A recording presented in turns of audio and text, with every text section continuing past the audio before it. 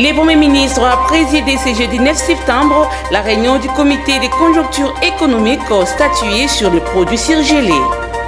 Et puis les députés provinciaux de la RDC ont soumis leurs doléances au Premier ministre Samalou Kondé.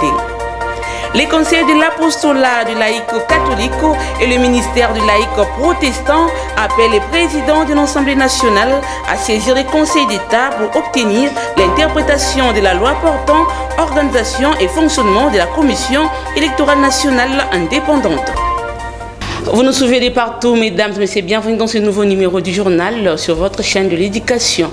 À la une des actualités, le président de la République, Félix Antoine Tshisekedi, a été reçu le mardi 7 septembre 2021 par son homologue Turo Taïp Erdogan. Reportage.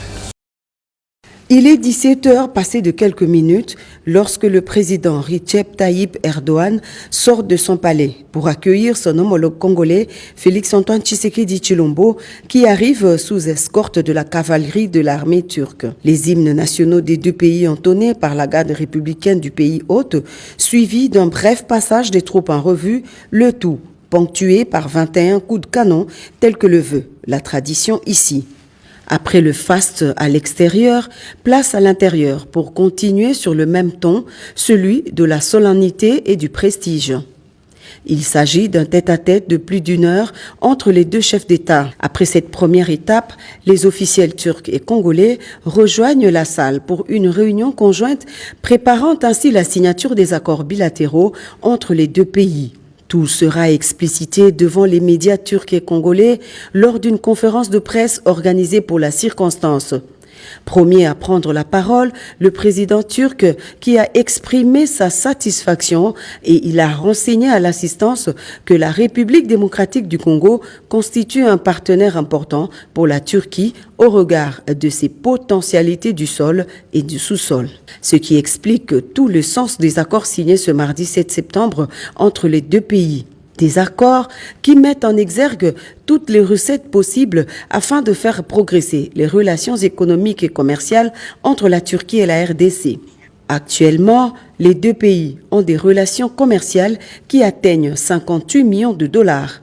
Le président Erdogan voudrait les porter à 250 millions de dollars d'ici quelques années. La RDC représente une réelle opportunité économique dans plusieurs domaines, notamment les infrastructures, l'industrie de la transformation et l'agriculture. Les deux pays ont signé 3 accords commerciaux portant notamment sur la protection des investissements, la lutte contre la fraude, la non-double imposition et le tourisme. Les ministres turcs de l'industrie et technologie et celui de la culture et tourisme ont échangé des documents contenant la convention signée ce jour avec leurs homologues congolais, le vice-premier ministre, ministre des Affaires étrangères, Christophe Lutundula, et le ministre du Tourisme, Modero Simba. Satisfaction pour le chef de l'État Félix Antoine Tshisekedi Tshilombo dans sa casquette de président de l'Union africaine. C'est la première fois, pour ceux qui ne le savent pas, qu'un chef d'État de la République démocratique du Congo arrive en Turquie et en plus coiffé de la casquette de président en exercice de l'Union africaine. C'est tout un symbole qui manifeste le désir ardent que nous avons de coopérer dans tous les domaines avec la Turquie, votre pays, et cela ne va que aller dans le sens du renforcement. Comme vous le savez, l'Afrique a un défi énorme, c'est celui de réussir sa zone de libre-échange, de la transformer en un vaste marché d'1,5 milliard presque de consommateurs. Et donc la Turquie va avoir l'opportunité d'échanger avec nous pour non seulement consolider ce marché, mais également développer une coopération économique importante. Le président turc a également loué les efforts de la République démocratique du Congo qui, selon lui, a démontré sa solidarité envers la Turquie dans le dossier de transfert de l'école Shafak basée à Kinshasa à la Fondation Maarif, un établissement scolaire de plus de 530 élèves turcs et congolais qui poursuivent paisiblement leur scolarité grâce à cette franche collaboration. Pour couronner cette symbolique entre les deux pays, le chef de l'État, accompagné de la très distinguée première dame Denise Nyakiro Tshisekedi, était convié à un dîner d'amitié qui a clôturé l'étape d'Ankara avant de s'envoler pour Istanbul. Et puis, le Premier ministre Sama Lukonde a présidé ce jeudi 9 septembre 2021 la réunion du comité de conjoncture économique. La réunion a statué spécialement sur les produits surgelés. Suivez le compte rendu avec Christian Mwando, ministre du Plan. Il faut retenir d'abord que la situation économique reste globalement stable, avec une bonne évolution des recettes et une bonne maîtrise des dépenses. Il faut également noter que le pacte de stabilité est bien respecté, donc la situation est sous contrôle. Il faut également signaler que le comité sous le leadership du Premier ministre s'est penché précisément sur la question des surgelés. Sur cette question, le Premier ministre a donné les instructions pour que toutes les dispositions soient prises afin que d'ici 4 à 6 semaines, le marché soit inondé de manière à permettre effectivement la baisse des prix comme il a été convenu. À cet effet, le ministre de l'économie a été instruit de prendre des dispositions de manière à permettre également l'accès aux importateurs nationaux, à ouvrir le marché aux importateurs, de manière à ce que les prix soient abordables d'ici la fin de l'année. Nous avons également parlé de la finalisation du dossier des 145 territoires, où le ministre des Finances a été instruit de disponibiliser les fonds auprès des opérateurs qui doivent commencer les travaux d'abord dans le Kwango et le Congo central, et avant d'être généralisés dans les jours à venir sur le reste du territoire. Il a été également fait état de la question de la fraude minière.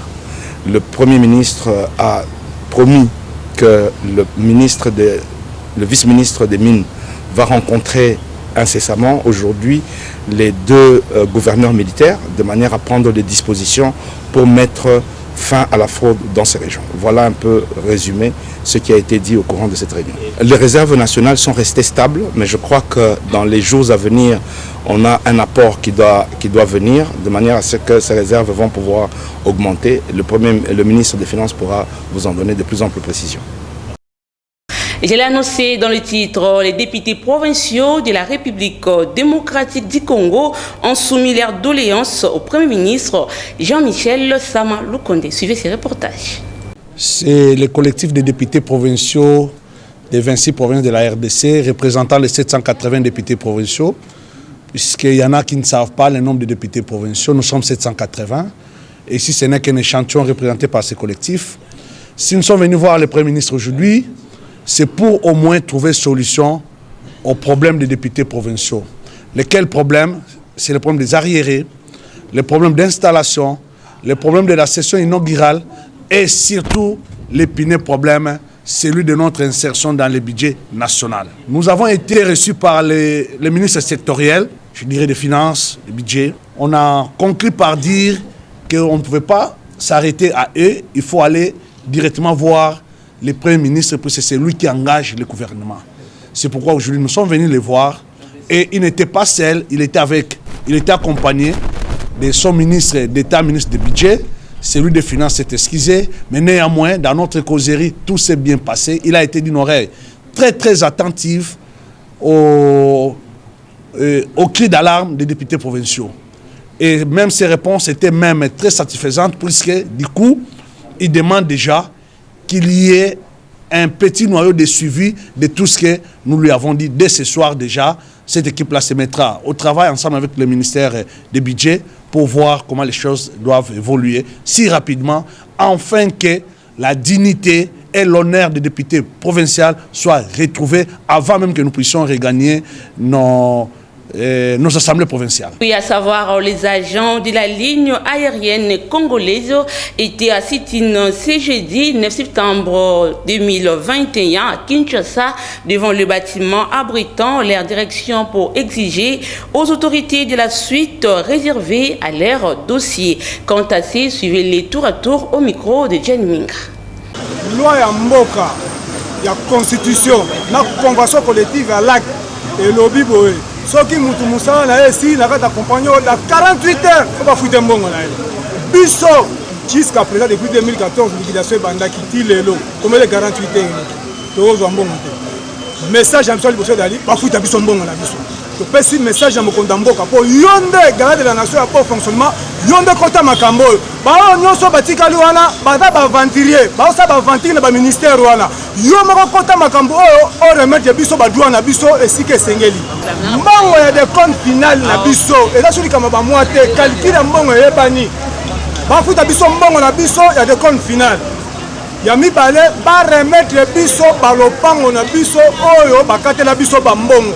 Muta sombaka ba lopango wana me cheribo kenda daki mandataire na lac o ko ministre transport. Ayebi biso ba lopango wana bien. To sinaki ba korba kata biso ba mbongo liko ba lopango wana. Ba remettre biso ba lopango. Po bato ba na liquidation ya bondokio baza bango si bazo ba lopango wana.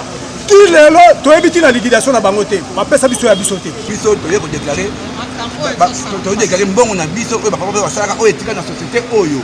To moni aba commis société à liquidation. To ba liquider ba nani. Biso bana ba Jean biso ye. To moni ta 10 fois mon côté. Biso ba ngai papa na ngasa na RZA depuis 72. À cause de 2004 jusqu'à présent on n'a rien au bénéfice comme papa ça na RZA.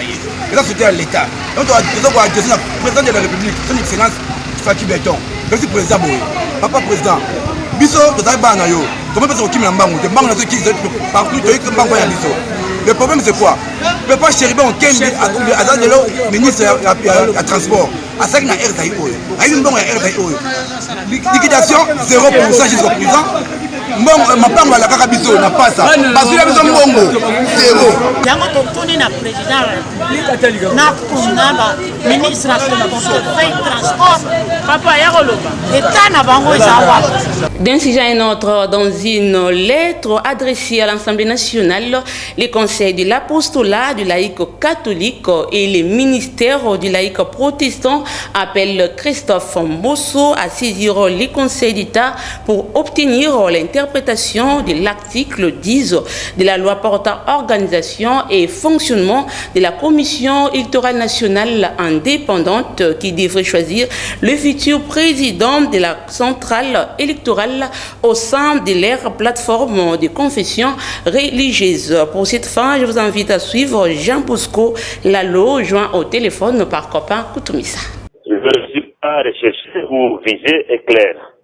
Nous voudrions que le président de l'Assemblée nationale puisse saisir le Conseil d'État et obtenir l'interprétation de l'article 10 de la loi organique sur la CENI. Depuis Lubumbashi, Antoinette Samba Kalambaye a donné le goût des travaux de la série des ateliers du lancement de la dissémination du rapport assoupi ITI-RDC et de l'auto-évaluation de la mise en œuvre du processus ITI en République démocratique du Congo. C'est la grande salle pour Malgrand Caravia de Lubumbashi qui a servi de cadre au lancement officiel de l'atelier de la dissémination du rapport assoupli ITE-RDC et de l'auto-évaluation de la mise en œuvre du processus ITE en République démocratique du Congo. Pendant 2 jours, soit du 8 au 9 septembre 2021, les participants vont échanger sur une présentation du rapport assoupli ITE-RDC, exercice 2018-2019 et premier semestre 2020.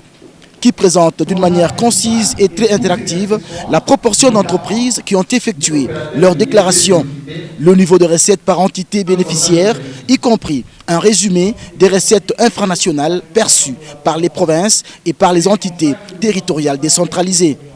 On prépare à ces assises la ministre nationale de Mines, Antoinette Samba, le vice-gouverneur de province, Jean-Claude Kimimba, des ministres et députés provinciaux, des responsables des entreprises minières, ainsi que des membres de la société civile du Grand Katanga. Après le mot de bienvenue prononcé par le vice-gouverneur de province, au nom du gouverneur Jacques Yaboula empêché, La ministre nationale de Mines, Antoinette Samba, qui d'ailleurs a ouvert ses assises, a dans son speech exhorté les participants à l'assiduité au travail et aussi à s'approprier ces travaux de 2 jours en vue de produire un résultat satisfaisant qui s'inscrit dans la logique de la bonne gouvernance telle que prônée par le chef de l'État, Félix Antoine Tshisekedi Tshilombo. Notons par ailleurs que les participants ont été soumis à une séance pédagogique animée par le coordonnateur national de l'ITU-RDC, Jean-Jacques Kayembe Moufankolo, axée sur la présentation des rapports financiers assouplis 2018, 2019 et premier semestre 2020 des provinces du Haut-Katanga, Lualaba et Tanganyika. C'est par un jeu de questions-réponses que ces assises ont pris fin. Ils ne savent pas ce qu'ils peuvent faire pour payer. À l'enseignement supérieur, le ministre Moïndo Nzangi, en séjour à Lubumbashi, dans la province du Haut-Katanga, va lancer ce vendredi 10 septembre 2021 les travaux des états généraux de l'enseignement supérieur et universitaire. Ainsi suivait Moïndo Nzangi dans ses propos recueillis par Copain Koutoumissa. Ça fait 25 ans qu'on n'a pas organisé les états généraux, or nous avons des défis énormes à relever. Et donc à ce stade ici, je vais d'abord remercier le président de la République qui nous a fait demander de le faire, le Premier ministre qui a accepté qu'on le fasse maintenant. Je vais aussi remercier de manière particulière les autorités provinciales du Haut-Katanga, puisque Lubumbashi sera honoré par cette grande manifestation et il s'implique depuis le début jusqu'à l'étape actuelle. Nous venons puisqu'il y a des problèmes à résoudre dans notre secteur. Et à partir de Lubumbashi, les scientifiques de tous les pays, ils viennent plus de 300. Ils seront ici pour décider de l'avenir de nos enfants. Donc je crois qu'à cette étape, on va seulement vous dire que nous sommes là. Et donc dans 24 heures, les états généraux vont démarrer. Je voudrais vous dire que cette année, c'est le 50e anniversaire de la création de l'INASA. Donc particulièrement pour nous, c'est un honneur que ce soit à notre époque que ça s'organise. C'était le mercredi 8 septembre 2021 que l'année scolaire 2020-2021 s'est clôturée conformément au calendrier réaménagé. La cérémonie a eu lieu dans 2 sites, notamment à l'ITC Ngaliema et lycée Notre-Dame de la Providence Tobongissa, en présence du ministre de tutelle Tony Mwaba Kazadi. Suivez. Voilà qu'une année s'achève, bien qu'avec retard. Mais nous allons nous battre et fournir beaucoup d'efforts pour nous rattraper et que les calendriers scolaires reviennent à la normale. 2 ou 3 semaines vont nous séparer de la reprise des classes. C'est-à-dire qu'au moment où nous parlons de la clôture de l'année scolaire 2020-2021, dans quelques semaines seulement, nous allons également lancer l'ouverture de l'année scolaire 2021 et 2022. Je souhaite que l'année qui va commencer soit pour nous une année pleine d'espoir, au cours de laquelle, avec tous les défis qu'on a relevés ici, par la sœur chef d'établissement que je remercie pour son mot de bienvenue, plein de gentillesse, que le gouvernement de la République, à travers mon ministère, va s'employer tant bien que mal à trouver des solutions à tous les défis qui s'imposent chez nous, en termes de surpeuplement des classes par exemple, dans la construction de nouvelles écoles, l'équipement de nos écoles en matériel didactique, en bibliothèque, ainsi que d'autres manuels scolaires. À savoir le ministre de la Jeunesse, Initiation à la nouvelle citoyenneté et cohésion nationale a lancé le mercredi 8 septembre 2021 à Kinshasa l'atelier des réflexions sur la cohésion nationale. Reportage de Ginel Pis.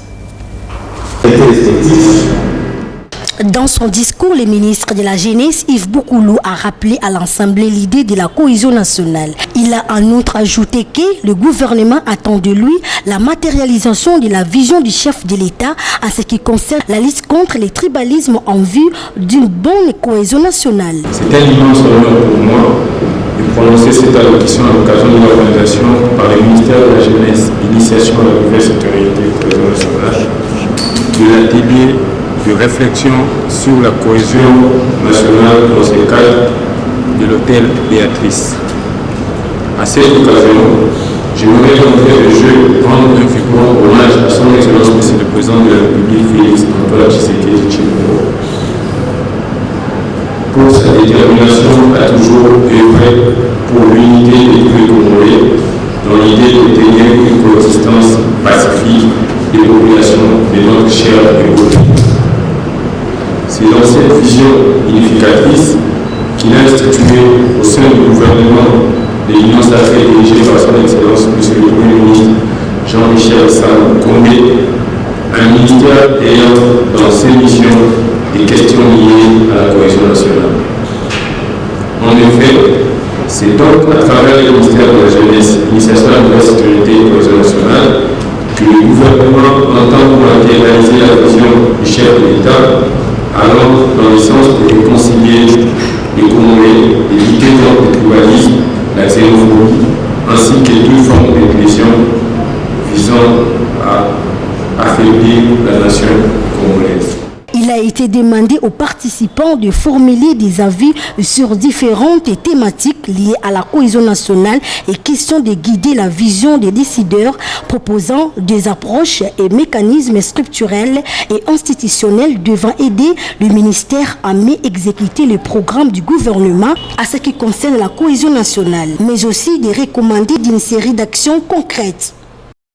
Autre chose dans ce journal, le bourgmestre de la commune de Mongafula, champion Mopanga, a aux côtés de ses collègues prêté serment comme officier de police judiciaire devant les procureurs de la République. Reportage de Clément Kindombe.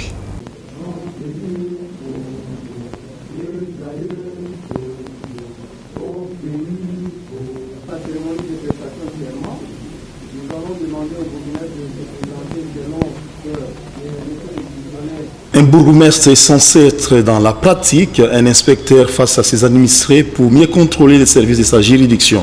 C'est dans ce cadre que champion Mopanga Kochwe, bourgmestre de la commune de Mongafula, a suivi la formation d'officier de police judiciaire, sanctionné positivement devant les procureurs de la République en prenant acte de la prestation de serment.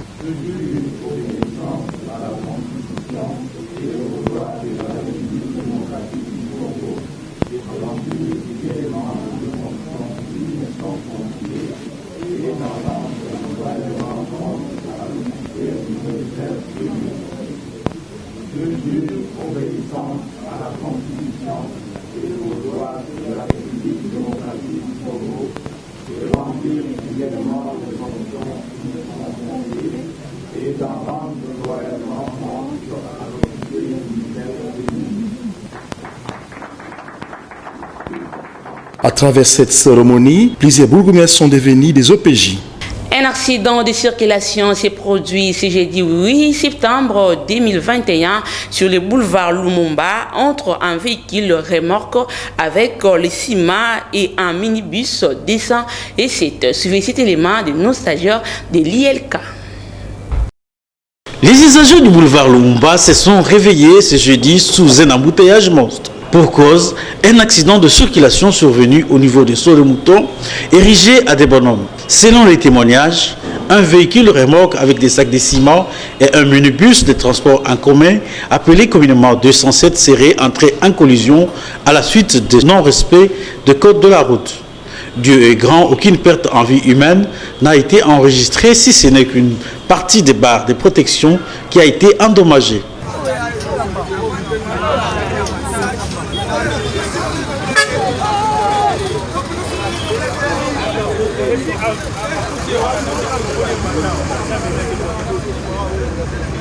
Faisant la course contre la montre, les conducteurs de taxibus en provenance de centre-ville n'hésitent pas à débarquer leurs passagers avant les ponts Matete pour faire demi-tour. Au rond-point des Huileries, la population invite les autorités à évacuer des poubelles qui menacent ainsi leur vécu plutôt quotidien. Suivez cet élément d'éthique Tebasombe. L'insuffisance des poubelles publiques au rond-point Huileries dans la commune de Lingwala serait l'une des causes principales de l'insalubrité dans cette partie de la capitale.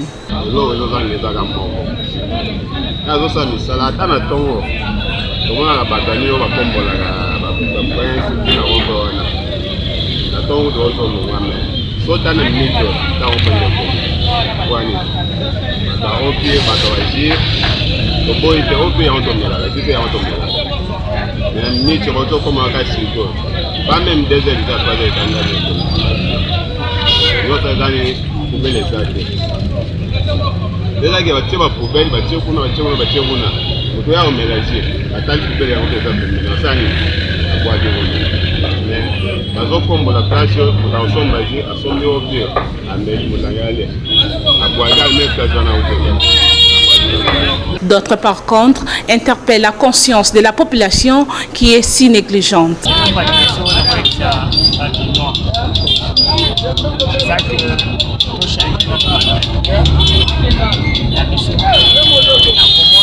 Malgré le changement, il s'agit de la localité dans le côté des amitiés, mais dans le côté de Tomeka. Changer la mentalité dans le côté de ceux qui sont mêlés, ils ont posé la question de l'énergie. Ma première les ans, malgré les ans insuffisants, mais ils en ont. Neti awa na roko ni soko tali tabaka ta ya roko ni zabu ni koza na soko tali ambo za peut-être mibale. Ce qui mutu za kote ya Selemba o ba so le transport ya Selemba ko ameleji akenda kwa kana ngamba ko ni na kisha sakuna. Ezama musika. La protection de l'environnement fait partie des objectifs du développement durable au gouverneur de la ville avec son service Kinbopeto de multiplier des poubelles publiques dans ces coins, question de combattre l'insalubrité. Toujours en société, avant de boucler ce journal, les usagers de l'avenue Kikwit s'impatientent quant à la suite des travaux de construction de cette voie. Suivez cet élément de nos stagiaires de l'IRKIM. Après un temps d'arrêt des travaux routiers sur l'avenue Kikwit dans la commune de Limba, le VD vient de reprendre ses travaux d'arrangement depuis quelques jours. Un motif de satisfaction pour la population qui se plaint par contre de la lenteur du gouvernement dans l'exécution de dits travaux. Les travaux ici avaient très bien débuté. Mais maintenant, on voit comme si on ne les fait plus. On ne les fait plus comme ils ont débuté de le faire. Il y a trop de lenteur. Vous voyez même tout de suite là. Il n'y a que 2 camions de caillasse qu'ils ont versés depuis le matin. 2 camions seulement de caillasse. Alors qu'ils sont arrivés au moment de remblayer la route jusqu'ici, comme ils sont en train de faire à l'autre côté de Ngaba et de Mombele. Mais maintenant, il y a trop de lenteur lorsqu'ils travaillent. Avec trop de lenteur, ils travaillent avec un camion ben. C'est pelé, n'est pas de quota, et ma camion est comme normal. Malgré tout, Katanaki, mais toujours Moussa l'État, et ça la manière. Il faut dire que l'avenue Kikwit est celle qui relie la commune de Lemba à celle de Limete, Ngaba, Bumbu, Ngiringiri et la commune de Mankala. Voilà, c'est par ici que s'achève ce journal. Place au rappel des titres. Le Premier ministre a présidé ce jeudi 9 septembre la réunion du comité de conjoncture économique statué sur le produit surgelé. Et puis les députés provinciaux de la RDC ont soumis leurs doléances au Premier ministre Samalou Kondé. Les conseils de l'apostolat du laïc catholique et le ministère du laïc protestant appellent le président de l'Assemblée nationale à saisir le Conseil d'État pour obtenir l'interprétation de la loi portant organisation et fonctionnement de la Commission électorale nationale indépendante. Fin complètement de cette édition du journal. Un grand merci à l'équipe rédactionnelle et la technique a été assurée par Guilain Mayamba, Laetitia Maluta et Chardeline Seka. Merci à vous aussi de nous avoir suivis. Au revoir.